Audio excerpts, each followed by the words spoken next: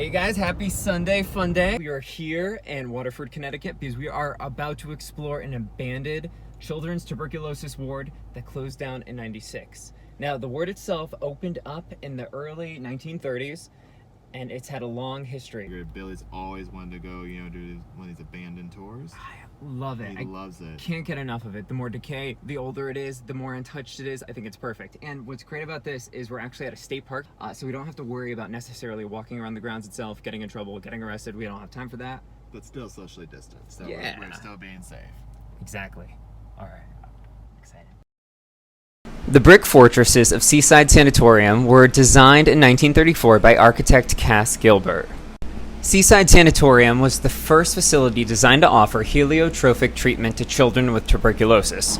It's a ghost. No, wait, that's just something. Like I was saying, heliotropic treatment involved spending prolonged periods of time in the sun in hopes that the exposure might help cure the patient. The theory is literally built into the facility, which is why it is facing out directly towards the water, facing the sunlight. Now, it didn't take long until there were new medical advancements which made the sun exposure treatment obsolete. This building here is directly in the center of the grounds itself. In 1958, the building became an elderly facility for 3 years, and then after that point, it became a home for the mentally challenged. Just casual stroll, a Sunday fun day, with an abandoned sanatorium behind us.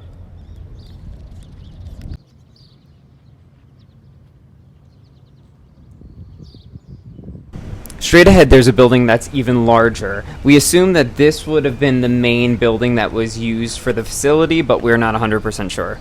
This here is the back of the building itself, and as you can see, it is absolutely massive. Unfortunately, the fences are a new addition. We were told by a local that the fences were put up after kids broke into the buildings and started a fire and were vandalizing them. So behind us, this is just one of the 3 huge buildings that we have here. And this one's massive. Actually, on top, you can see there's this beautiful lightning rod of a sailboat way up on that little peak right there. I do think, though, out of all the buildings, this is our least favorite. Or is this your favorite? What is it? They added on to it, looks like, in the front. So Looks like a school a little bit in the front like that they added on to. 60s add-on, so it doesn't really match the architecture, but... Oh, fancy. Yeah. Well, no, it is true. And we were just talking to a local, and she was saying that over the years, this was used for so many different things. It was also used as an elderly facility, so there could have been a lot of renovations then because of that. But right now, it looks like the main residents are pigeons, and I read online that the whole floor is literally littered with pigeons. Also, That sounds terrifying. according to a post from 2014, there's 2 dead dog carcasses that were decomposing. A few people commented and left very detailed notes on that. Those lighthouses, though, beauty. During the 1970s, allegations came out that staff were abusing patients. And during the 1990s, patients were turning up dead at a higher rate than normal. The buildings were closed in 1996 and have been sitting abandoned ever since.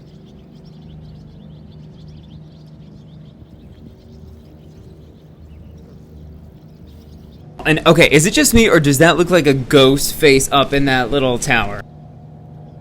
Walking among the grounds, it really just made you think, wow, that this place had to be amazing back in the day when it was at its prime, because look at the view. I mean, you literally have this giant building facing the ocean. Yeah, may as well do it in style.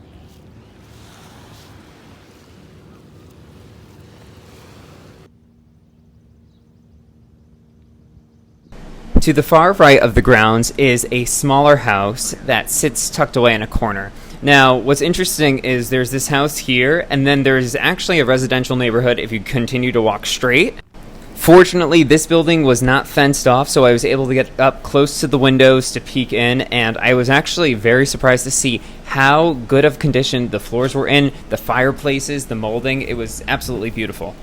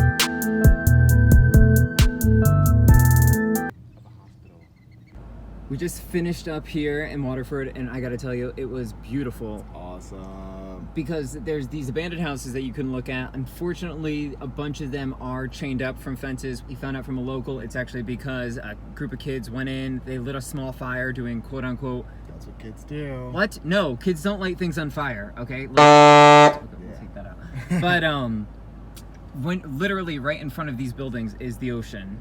It's awesome. It really is. It's really pretty, actually. I was surprised. And yeah, being here, we were just looking on a map, but right on the cusp, it looks like on the outside of the sound. Yeah, so like it looks like Long Island, like you can like, it's right at the end of Long Island on the Connecticut side, so it's almost open ocean, so you actually get much nicer water. It's so, clear, except in that one spot, it was all like that's seaweed kinda hail. gross. But aside from that, and it's deep, and like the water was so refreshing. Next time coming, we would totally bring a bathing suit, so if you're in the area, I definitely would recommend make a beach day out of it, because there's plenty of things that you could do up here as a family. No parking charges. Hell yeah, no, and we're just parked in some grass right now, but everybody else is doing it, so we're okay. Yeah. But until next time, over and out. Yeah, over and out. Stay safe.